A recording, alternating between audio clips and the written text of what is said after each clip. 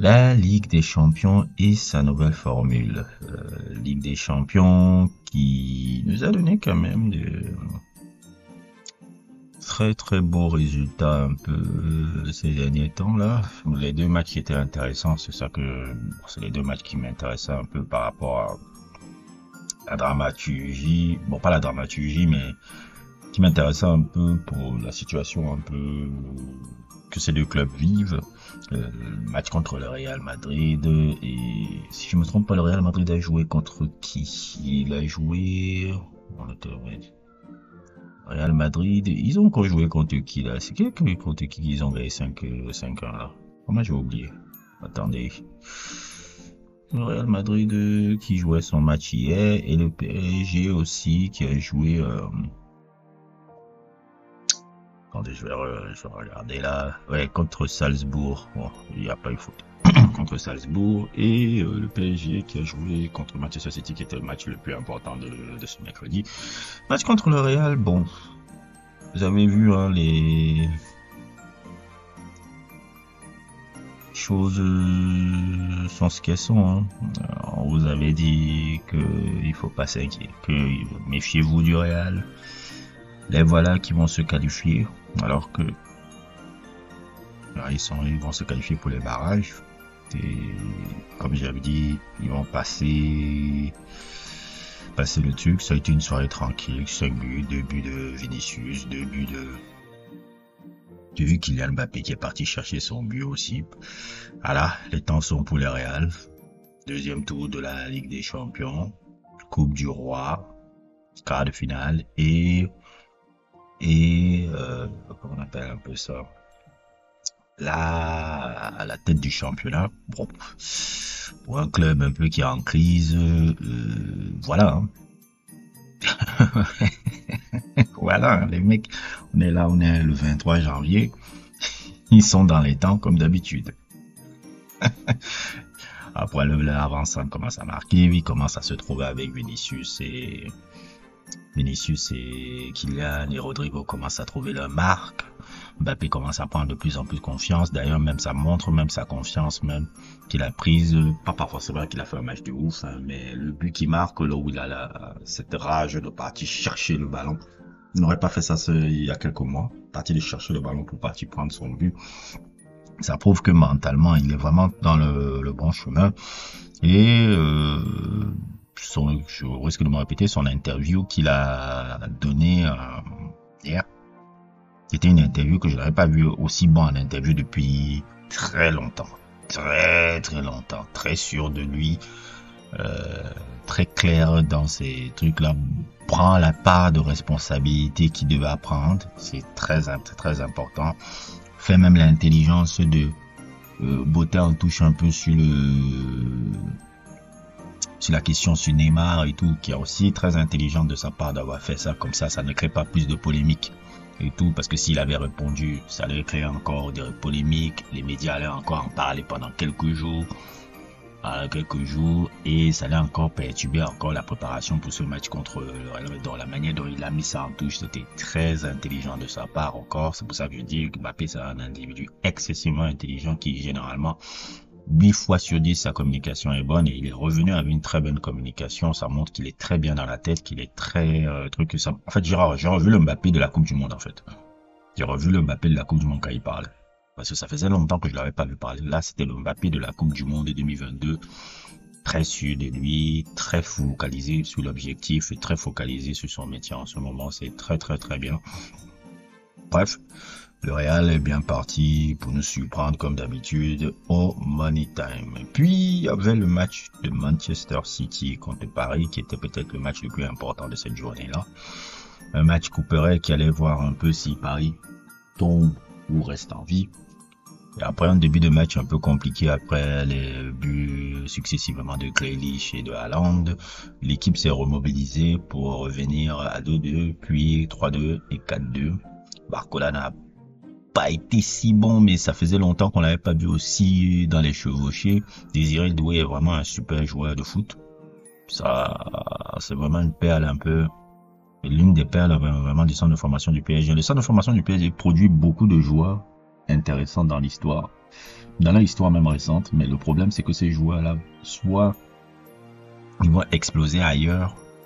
La problématique souvent de ces joueurs, c'est qu'ils vont exploser ailleurs. Kunku, Coman, je peux citer encore qui encore. Il y en a tellement qui ont eu ce parcours-là. Augustin, des gars qui étaient très bons dans le club, mais après qui ont explosé parce que le club ne favorisait pas vraiment les joueurs sortis du centre de formation. Et Désiré Doué, c'est vraiment un très très beau joueur de foot. Hein. Très très beau joueur de foot qui peut devenir très grand si tout se passe bien. Si tout se passe bien. Maintenant, j'ai l'impression un peu que mentalement, il a l'air un peu d'un jeune, je sais pas comment dire un jeune un peu bizarre. On va dire ça. Un jeune un peu bizarre. C'est ça un peu, c'est sur le plan mental un peu et le plan du truc là. Il a parfois des excès d'arrogance sur son jeu là qui peut faire défaut et qu'il faudrait vite visser. Maintenant, bon, il est jeune, mais souvent je vois dans certaines phases un peu de son jeu, certaines phases un peu là où il est dans un excès de provocation là que je dis, j'aime pas voir ça sur un jeune joueur. Mais bon. On est encore au début de sa carrière et tout. Mais bref, ils ont fait une belle remontée et tout, et le PSG maintenant n'aura plus besoin que de 1 point pour se qualifier pour les barrages. Faut pas crier trop vite avec le PSG parce que même quand ils sont sortis de l'auberge et autres, tout c'est là, ils peuvent te donner un quoi. Faut attendre le match contre Stuttgart et tout, et on verra ce qui se passe. Par contre, Manchester City, je pense qu'on est en fin de cycle. Je pense pas qu'il faut pas énormément s'énerver contre le club là. Je pense que le Josep Guardiola, je dois même faire un peu une petite parenthèse pour ça. Guardiola, franchement, j'ai beaucoup de la peine pour lui en ce moment. Vraiment beaucoup de la peine. Vous allez me dire, oh, c'est bien fait, il est toujours là, il traite les joueurs noirs, c'est un... Ok. Je mets ça, mais en ce moment c'est vraiment pas facile dans sa vie personnelle et dans sa vie. Ça explique beaucoup de choses. Ce que j'ai vu sur sa vie personnelle là dernièrement là, ça explique beaucoup de sorties mais bizarres un peu sur le gars depuis quelques mois. Rappelez-vous de tout là où il s'était scarifié un peu la face là. Vous vous rappelez un peu là où il avait scarifié la face là.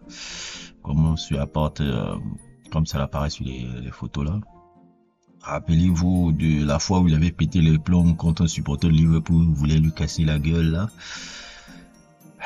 Avec ce qui arrive à sa vie privée là, je peux comprendre que ça rejaillit un peu sur son travail et que c'est un peu la saison de trop pour lui à Manchester City. Je pense que c'est un peu la saison de trop. Je pense qu'il doit prendre peut-être une année sabbatique un peu pour se reposer après. C'est le truc, mais il n'y a pas à faire tout un pataquès. Hein. Il y a les fins de cycle, ça arrive. Parce que je vois les gens, Manchester City, les trucs, vous avez vu les mecs là, combien de fois pendant je ne sais combien d'années, ils ont été au moins un minimum demi-finale de Ligue des Champions, ils ont gagné une Ligue des Champions il y a 2 ans. 2 ans et tout. Guardiola, ça va faire plus de 10 ans qu'il ça fait devant 10 saisons qu'il est déjà là-bas. À un moment donné, voilà, ça s'essouffle et c'est normal. Apparemment, il a prolongé en 2027. Je sais pas si c'est une bonne idée qu'il prolongeait. J'ai l'impression qu'il doit pas trouver un autre défi. Il doit vraiment trouver un autre défi. Parce que Manchester City, il a fait le tour. Et sa situation personnelle, c'est vraiment pas facile. C'est vraiment pas facile. Je fais un peu cette petite parenthèse là, d'ailleurs, sur sa vie personnelle un peu.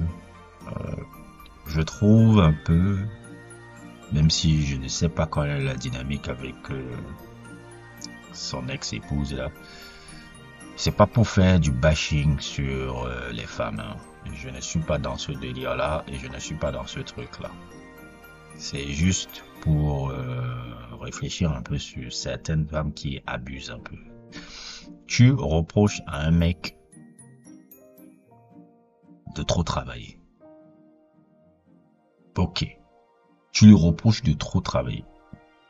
Qui travaille trop. Mais tu veux prendre la moitié de sa fortune qui vient du travail là dont tu te plains. C'est-à-dire, il y a un moment donné aussi, certaines femmes là, vous abusez quoi. Je ne critique pas toutes les femmes, je dis certaines femmes. Vous abusez parfois. C'est pour ça que souvent, quand on me dit, mais pourquoi tu veux pas te marier? C'est pour des conneries comme ça. C'est pour des conneries comme ça. Quand j'ai lu l'histoire de Guardiola, excusez-moi de faire cette parenthèse là un peu qui est hors contexte, mais quand j'ai vu cette parenthèse, ça m'a tellement énervé. J'ai dit, mais tu veux quitter un gars parce qu'il travaille trop et tu te plains parce qu'il travaille trop et tu veux prendre la moitié de sa fortune qui vient de son travail.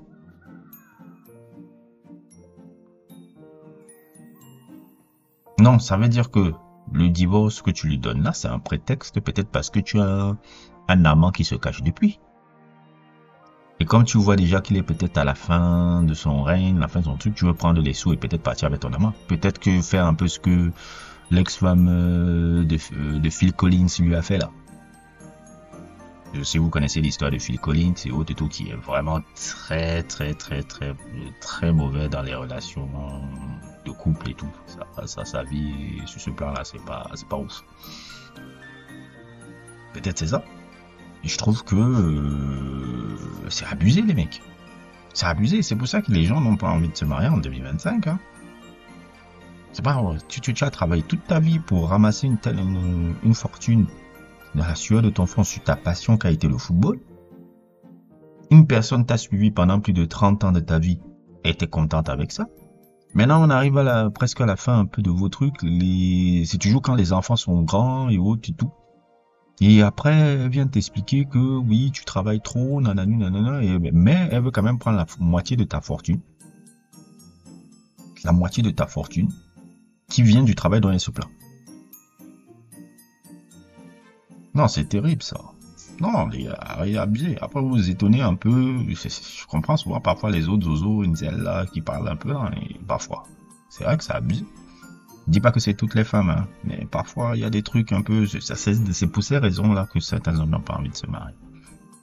Mais certains hommes, surtout des hommes qui ont beaucoup de ressources, je peux les comprendre. Je peux les comprendre. Tu n'as pas envie de perdre ça sur des histoires débiles comme je suis en train de voir là. Ça c'est terrible ça. Je comprends Cristiano Ronaldo qui n'a pas envie de se marier. Franchement. Parce que si tu te maries, on va te faire encore des conneries pareilles. Oh. Donc c'est comme ça un peu que je vois tous ces trucs. Ça me rappelle même un peu l'histoire de Luisa. Luisa qui a fait toute sa carrière et tout. Sa femme était là avec lui. Après elle a quitté, je ne sais pourquoi, je sais pas et autres et tout. Maintenant je crois qu'elle peut être très maligne de l'avoir quitté là, hein, parce que le mec il est devenu je crois qu'il est presque milliardaire dans son entreprise un peu. Créer une application sur les trucs de foot détection là, je sais plus, c'est ça que j'avais lu quelque part et ça l'a remis à flot. Je crois qu'il est presque même milliardaire hein, maintenant. Si je me trompe pas, si j'avais bien lu, c'est il y a longtemps que j'avais lu ça. Je vais ressortir l'article.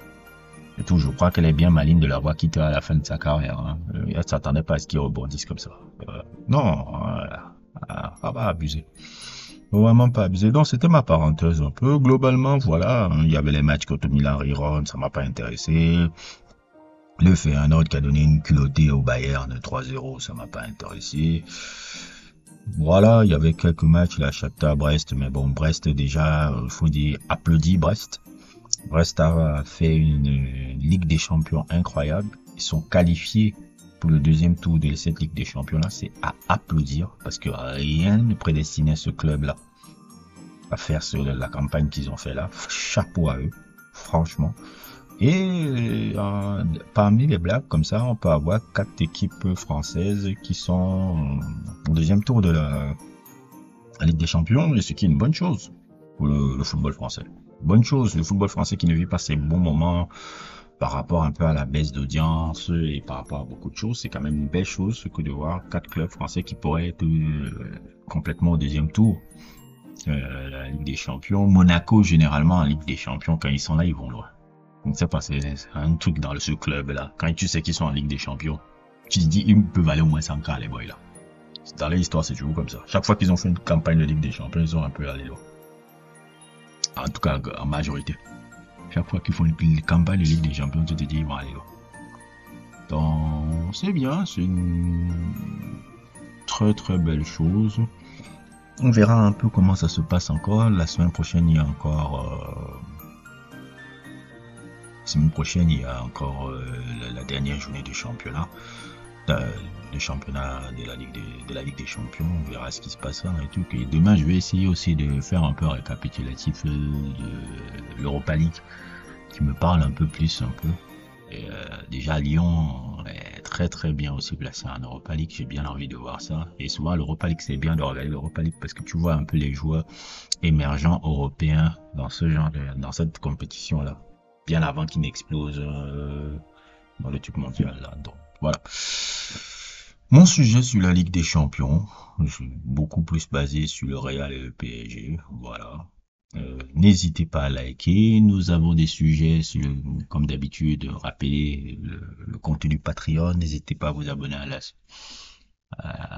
chaîne Patreon. Vous voyez les nouveaux sujets qui apparaissent là, celle de parachute, de codeplay, sujet sur Giroud, etc., etc., etc. On a aussi, qu'est-ce que je voulais encore dire? Je pense que c'est tout, hein. Je pense que c'est tout, hein. Moi, je pense que c'est tout. Ah, merci aussi aux nouveaux abonnés. Merci aux nouveaux abonnés. Merci aux nouveaux abonnés. Nous approchons déjà la barre des 500 abonnés. Donc, merci à vous. Merci à vous aussi. Donc, n'hésitez pas à liker, n'hésitez pas à vous abonner et à plus pour d'autres aventures.